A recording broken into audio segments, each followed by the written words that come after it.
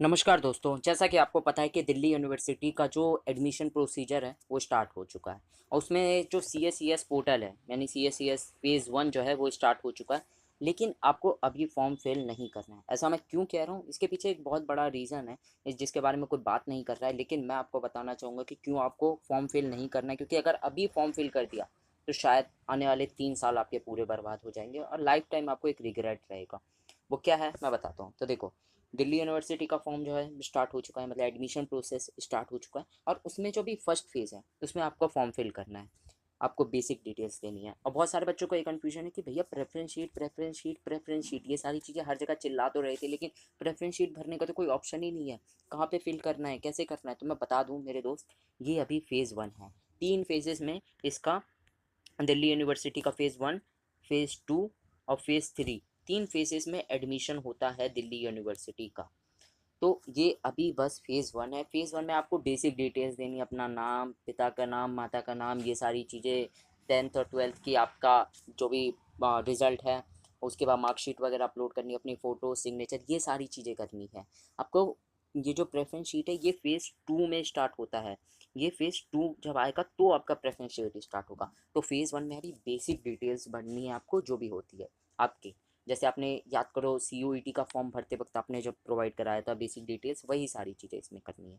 लेकिन अभी जो बहुत बड़ा इशू है जिस कारण मैं कह रहा हूँ कि आपको फॉर्म फिल नहीं करना है, वो है हमारा टेक्निकल इशू। अभी देखो, अभी अभी फॉर्म स्टार्ट हुआ है, बहुत सारे बच्चे जाके पोर्टल पे एकदम हर कोई पोर्टल पे जाके फिल करने लगेगा। वेबसाइट कई बार क्रैश हो जाती है, इतने सारे बच्चों को एक साथ फॉर्म फिल करते हुए दिक्कत हो जाती है। इसलिए अभी टेक्निकल इशू होंगे, बहुत सारे ग्लिचेस भी होंगे, बहुत सारे आपको ऑप्शन भी नहीं दिखेंगे, कई बार फ़ोटो भी अपलोड नहीं होगी।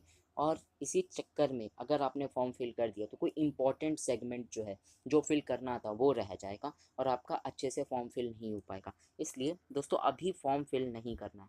बहुत सारे मैं जानता हूँ क्रिएटर, यूट्यूबर, हर कोई फॉर्म फिल पे एक वीडियो भी डेडिकेटली बना दिया, लेकिन उन्होंने शायद पता नहीं क्यों बना दिया, उन्होंने ये नहीं सोचा कि भी बहुत सारे इशू भी हो सकते हैं। इसलिए आराम से 2-3 दिन वेट करो, सारी चीज़ें समझो, देखो कैसे फॉर्म फिल करना है, क्या क्या चीज़ें ज़रूरी हैं, इन सारी चीज़ें के बेसिस पे फिर जाके फॉर्म फिल करना। आराम से 1-1.5 महीने का टाइम रहेगा इस फॉर्म फिल करने में, तो जल्दबाजी करने का कोई फ़ायदा है भी नहीं। दूसरा, ये हो गया हमारा technical issue, first phase start हो गया। तीसरा, जिस बारे में कोई बात ही नहीं कर रहा है, पता नहीं क्यों, मैं सबसे ज़्यादा यही एक गेम चेंजर हो जाता है हर किसी के लिए। अगर दिल्ली यूनिवर्सिटी में एडमिशन चाहिए, कम मार्क्स भी होगी ना, तो भी ये पूरा गेम पलट के रख देगा और आपके जहाँ एकदम एडमिशन होने के कोई चांसेस भी नहीं थे, आपको अच्छा खासा टॉप कॉलेजेस में एडमिशन मिल जाएगा। वो मैं क्या बता रहा हूँ, वो है कैटेगरी चेंज करने का। अब देखो, इस बारे में शायद बहुत सारे क्रिएटर को ही नहीं पता है, टीचर को ही नहीं पता है, या फिर वो बता नहीं रहे, भूल गए क्या है, मैं बताता हूँ आपको। देखो, अगर आपने सी के फॉर्म में, बहुत सारे बच्चों का एक क्वेश्चन होता है कि भैया मैंने सी के फॉर्म में जो है जनरल कैटेगरी से फॉर्म फिल किया था, लेकिन मेरा जो है उस वक्त SC ST या OBC इन सब का मेरा सर्टिफिकेट नहीं बना था, लेकिन अब मेरा सर्टिफिकेट बन चुका है। तो क्या दिल्ली यूनिवर्सिटी में एडमिशन लेते वक्त मुझे जनरल कैटेगरी की तरह ट्रीट किया जाएगा, या फिर मैं जो भी कैटेगरी फिल करना चाहता हूँ वो हो जाएगा? तो देखो, इसका साफ साफ आंसर है कि आप अपना कैटेगरी चेंज कर सकते हो। यही है सबसे बड़ा मौका, क्योंकि अगर इसके बाद आपके पास कोई मौका नहीं रहेगा और तो कैटेगरी चेंज कर लोगे तो आपको बहुत फ़ायदा होगा। ये बात तो आप भी जानते हो, SC ST OBC इन सब की कट ऑफ बहुत कम जाती है। और जनरल वालों की तो मैं क्या ही कहूँ, बहुत बुरी हालत है। उनका तो अच्छे मार्क्स लाने पे भी बढ़िया कॉलेज नहीं मिलता है। और वहीं OBC ST हो तो आपको ईजिली कम मार्क्स भी होंगे ना तो भी टॉप कॉलेजेस में एडमिशन मिल जाएगा।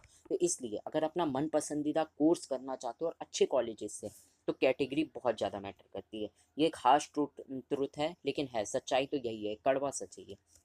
तो कैटेगरी चेंज करने का मौका अभी आपको मिल रहा है, वहाँ पे ऑप्शन है, कैटेगरी चेंज कर सकते हो। आपने जनरल से भरा भरा था, उसमें COET के एग्ज़ाम में कोई फ़र्क नहीं पड़ता। अब जो कैटेगरी आप डालोगे DU दिल्ली यूनिवर्सिटी के ये जो फॉर्म है CSCS पोर्टल में, उसमें जो कैटेगरी डालोगे वही आपको माना जाएगा। वो नहीं देखेगा आपने वहाँ पे क्या भरा था COET के फॉर्म में। अब जो कैटेगरी डालोगे उसी के बेसिस पे आपको उस तरीके से ट्रीट किया जाएगा। तो मेरा ये कहने का मकसद है, और आपको एक सजेशन, अगर आपको लग रहा है कि 3-4 दिनों में या 1 हफ्ते में या 15 दिन में भी मेरा सर्टिफिकेट बन सकता है, और क्या कहते हैं अभी पेंडिंग पड़ा हुआ है या फिर नहीं बना वगैरह वगैरह, एक्स्ट्रा जो भी रीज़न है आपका, अगर उस बेसिस पे कैटेगरी सर्टिफिकेट अभी तक नहीं बना और आपको उम्मीद है कि अभी बन जाएगा, तो वेट करो। कैटेगरी सर्टिफिकेट बनवा लो फिर जाके फॉर्म फिल करना। सच कह रहा हूँ, बहुत ज़्यादा फ़ायदा होगा। एंड इस बारे में अभी कोई ध्यान नहीं दे रहा है, लेकिन ये गेम चेंजर होगा। तो अगर आप किसी कैटेगरी से और अभी तक नहीं आपका सर्टिफिकेट बना, उस वक्त जब आप बना रहे थे COET का फॉर्म फरवरी में, जब भी आप फिल कर रहे थे उस वक्त तक नहीं आपका बना था, लेकिन अब बन चुका है, तो मेरे दोस्त कैटेगरी की सर्टिफिकेट लगाओ, आपको उसी तरीके से ट्रीट करा जाएगा। ये डरो मत कि अरे भैया मैंने उसमें जनरल लगा दिया, यहाँ पे ये लगाऊंगा तो दिक्कत हो जाएगी, एडमिशन नहीं होगा, ये नहीं होगा, वो नहीं होगा, घंटा कुछ नहीं होगा। सच बता रहा हूँ, कैटेगरी सर्टिफिकेट लगाओ के बहुत ज़्यादा फ़ायदा होगा। एंड अगर वेट कर सकते हो तो वेट करके आराम से सारी चीज़ें समझ के फिर करना।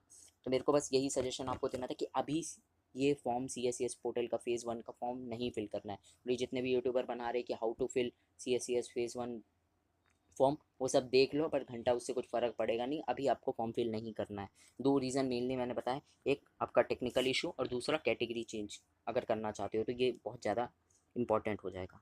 बाकी अगर और भी कोई दिक्कत है, कोई भी प्रॉब्लम है, समस्या है, कमेंट सेक्शन आप ही लोगों का है, और जहाँ तक आप उसमें पूछ सकते हो। और जहाँ तक बात रही प्रेफरेंस शीट को लेकर, तो उस पर काम चल रहा है बहुत अच्छे से। सारी चीज़ें मैं बताऊंगा, कैसे मैं आपको प्रोवाइड कराऊंगा वो सारी ही चीज़ें मैं बताऊंगा, तो परेशान मत होना। बाकी फिर भी कोई डाउट रह जाता है तो कमेंट सेक्शन आप ही लोगों का है, जाओ लिखो, मैं उस पर आपको रिप्लाई भी करूँगा। अगर एक बहुत बड़ी दिक्कत हुई तो उस पर एक डिटेल वीडियो भी बनाऊँगा।